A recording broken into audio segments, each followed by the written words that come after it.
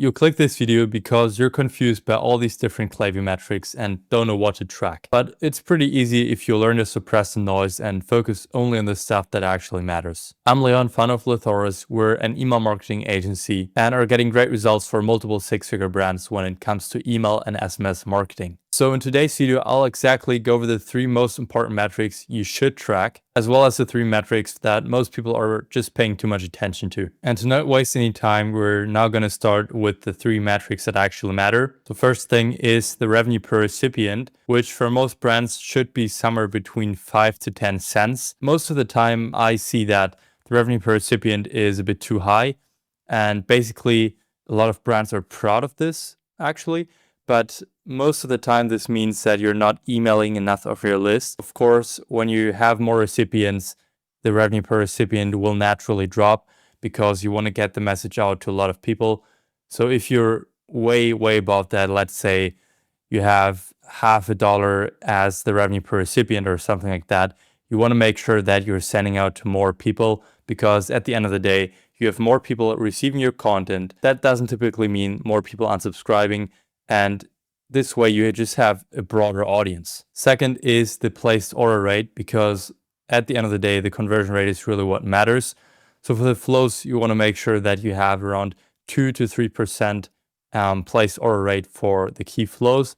And for campaigns, depending on the audience you're sending to, and also depending on your brand, of course, you want to have somewhere between 0.05 and 1.5%.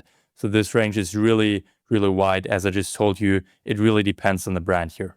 Third thing, and from my opinion, the most important one, is the pop-up subscribe rate, which should be at least 10%, because lower usually means you're not A/B testing enough, or you're maybe not A/B testing at all. Basically, if you only have a few percent less than recommended, so let's say you have 7% subscribe rates, if you're a 6, 7, or maybe even 8-figure brand, this can just mean hundreds, if not multiple thousands of extra subscribers per month you're just leaving on the table, basically. Now, let me know in the comments down below if you want a video about improving pop-up subscribe rates in the future. All right, this leads me to the next category, the don't over-focus on these category. First thing, we have the open rate, because bad open rates can signal deliverability issues. And if they're really bad, you should do something about them. I can also do a video about that in the future. If the conversions are strong and the open rates are just slightly lower, it's not the first thing to optimize, because I see a lot of brands doing A/B tests where they A/B test subject lines all the time. The emoji in their subject lines they use, if they use an emoji at all. Basically, this is not the high leverage A/B test you want to do first. You first want to really focus on having strong conversion rates. And if the conversion rates are strong already, don't focus on the open rates too much. Second, we have the Klaviyo benchmarks.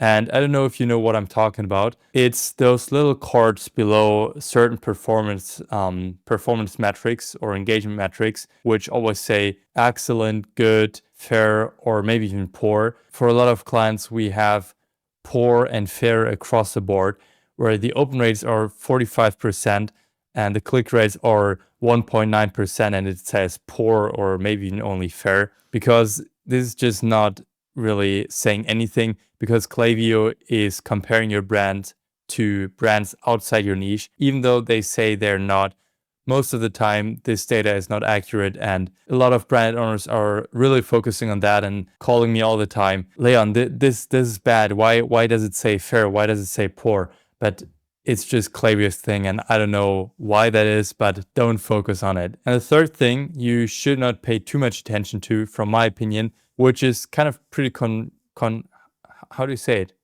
Controversial, is the unsubscribe rate.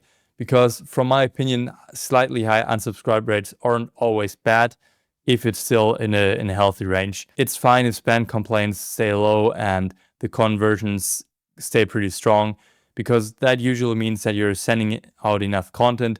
And maybe also this is a sign that you're really cleaning out the people at the moment. So if your list really is really unhealthy and really stuffed, and you're currently working on improving the list health, and you're sending out to new people that you didn't send out in the past, basically a lot of people will unsubscribe because they will not identify with your content. So if that's not for the long run, and if you're not facing 1% unsubscribe rates throughout all your campaigns, it's pretty much fine. If, as I just said, if it's still in a healthy range. Of course, you still want to monitor it for deliverability health, so it shouldn't mess with your deliverability. One thing I can tell you, you want to aim for a healthy ratio between new subscribes and unsubscribes.